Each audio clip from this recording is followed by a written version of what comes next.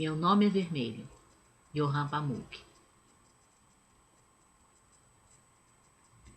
Bom, antes de começar a comentar o livro, eu gostaria de deixar bem claro que esta é uma tentativa de fazer uma resenha para este livro, de fazer uma análise, né?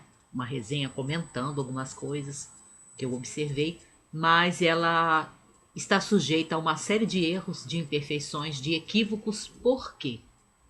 Porque este livro é um romance turco contemporâneo e eu não tenho conhecimento, é uma falta minha como leitora, de uma base crítica e histórica da literatura do Oriente Médio, daqueles países que formam o Oriente Médio, como a Turquia, para poder fazer uma análise com base nos parâmetros que eles, né, autores que escrevem nessas línguas, em árabe, turco, em curdo, escrevem. Né? Eu não tenho como saber se a análise que eu vou fazer agora, o comentário que eu vou fazer agora, as coisas que eu reparei, estão realmente corretas ou se eu vou cometer alguns erros, se vai ter alguns erros nas minhas avaliações. Até algumas coisas que eu não gostei e que de repente fazem parte, né, da tradição da literatura desses países. Como eu não conheço, e a gente no Ocidente, a gente tem toda uma tradição de história da literatura ocidental, qualquer romance que você leia no Ocidente, você, mesmo que ele seja uma coisa nova, você tem fundamentos e toda uma história anterior para olhar para esse livro e encaixá-lo bem, mal, mais ou menos dentro dessa tradição, né? Mas eu não tenho em relação a este romance que faz parte da literatura turca contemporânea. Mas vamos lá.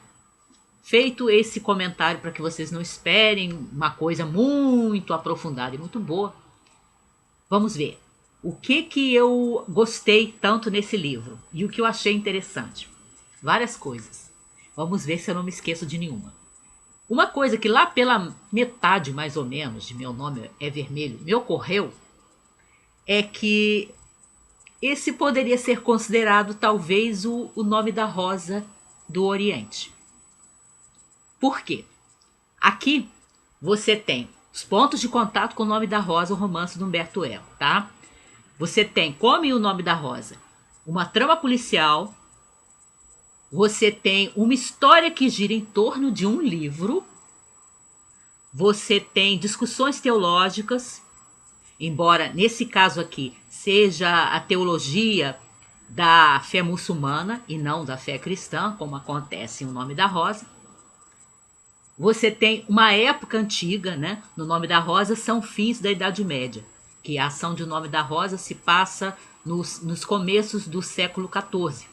E aqui, nos finais do século XVI, no Império Otomano. Né? Não é a Idade Média Europeia. É o Império Otomano final do século XVI. Mas você tem, tanto no Nome da Rosa quanto aqui, e por isso eu estou fazendo questão de falar da época histórica também, romance policial histórico, girando em torno de um livro que tem discussões teológicas, que se passa numa época antiga, né? De um mundo que não existe mais, nem no Ocidente, no caso do Nome da Rosa, nem no Oriente, no caso de Meu Nome é Vermelho, porque nos dois romances você também tem uma atmosfera, um clima de uma época que está para desaparecer, uma cultura, um mundo, um modo de ver que está para desaparecer. Aqui já estão aparecendo as influências do Ocidente, né? Especialmente, como é o tema aqui, da arte, das artes plásticas, no caso pinturas, miniaturas do Ocidente, que começam a penetrar e até fascinar alguns personagens do Império Otomano, né? Desse mundo do Oriente. Debaixo de uma outra fé, de uma outra crença, de outras tradições, enfim, de uma outra cultura, uma outra sociedade.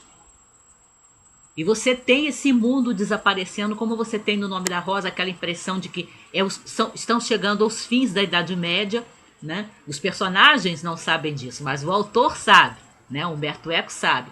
E aí ele deixa entrever no romance esse clima de mundo que está em vias de desaparecer.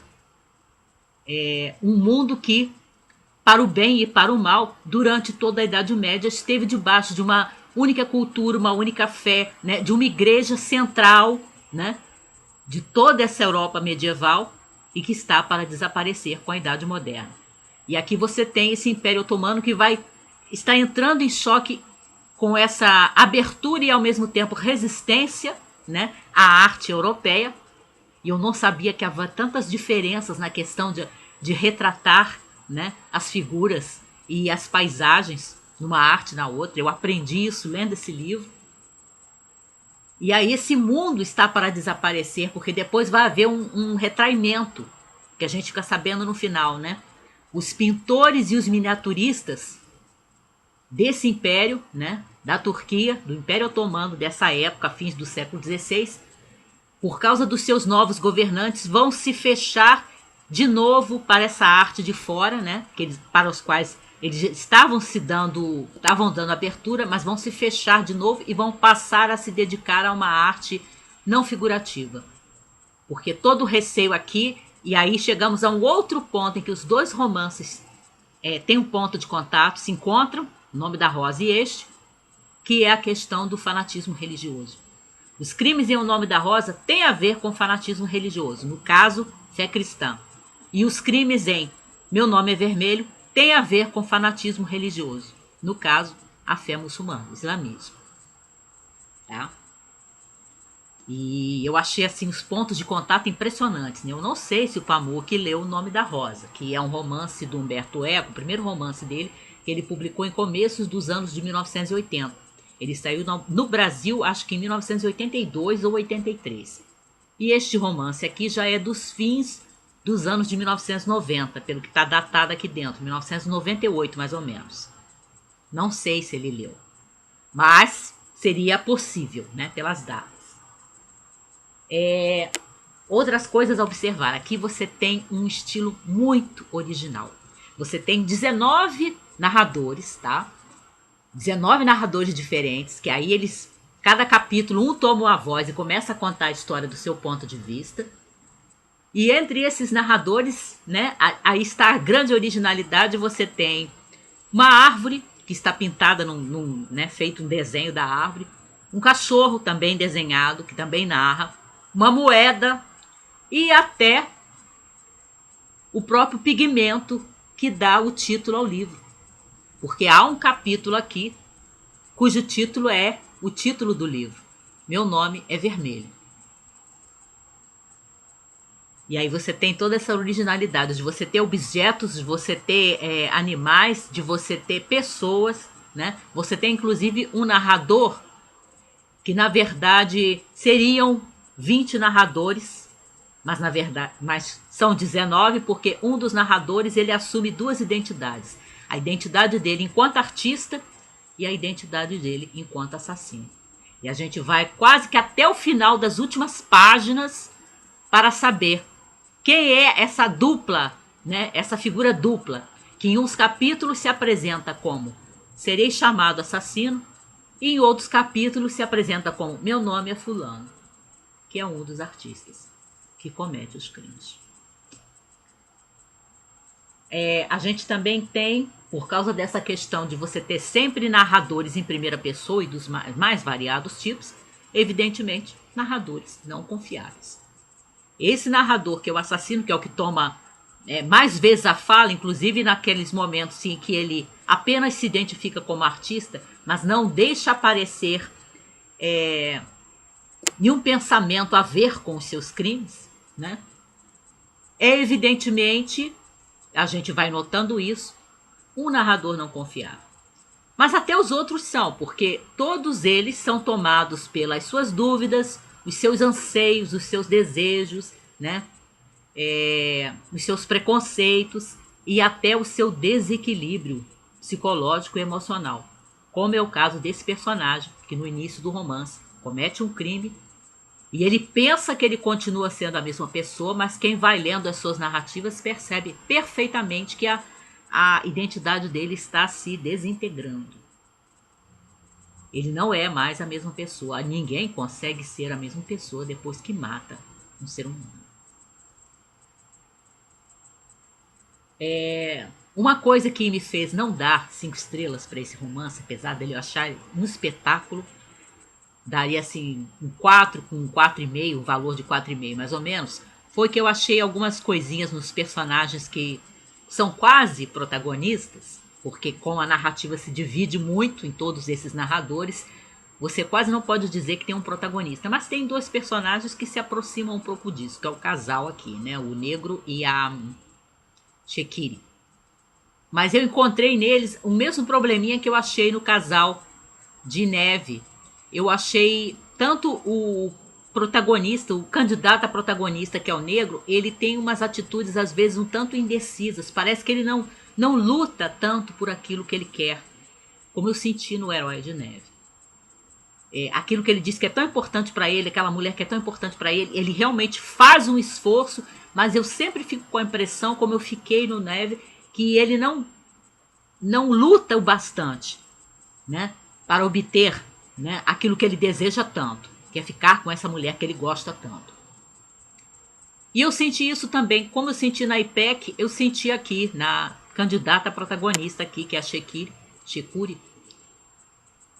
Eu achei ela assim muito inconstante, parece uma mulher que sempre muda de ideia, que nunca tem certeza do que quer, que está sempre querendo uma coisa e daqui a pouco ela muda de novo. E aí eu fiquei sem saber se isso é porque o Pamuk não é um bom criador de personagens femininas. E isso não é necessariamente um defeito, porque tem grandes escritores do Ocidente mesmo que não conseguem criar boas personagens femininas, né? Mulheres de carne e osso. A grande maioria dos escritores homens não consegue isso, são poucos. Ou, por isso eu disse no início, dei todos aqueles avisos no início desse vídeo, se isso tem alguma coisa a ver com a própria tradição de descrever figuras femininas dentro da literatura do Oriente Médio ou da literatura turca. Não saberia dizer. Quem conhece, de repente, pode dar uma luz nisso.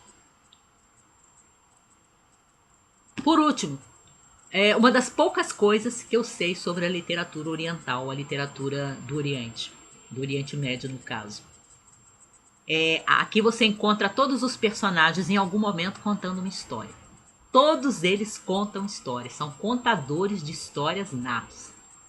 E até o C.S. Lewis, na sua crônica mais oriental de As Crônicas de Nárnia, que é O Cavalo e Seu Menino, ele fala sobre a arte do oriental, né? Do árabe, do turco, né? Do curdo, para contar histórias, que eles têm toda uma apresentação, toda uma etiqueta, um cerimonial de contar histórias, né? E que tem talento, né? Como se tivesse nascido com aquele dom de contar histórias dentro da sua cultura, dentro das suas tradições, dentro da sua sociedade, do seu povo.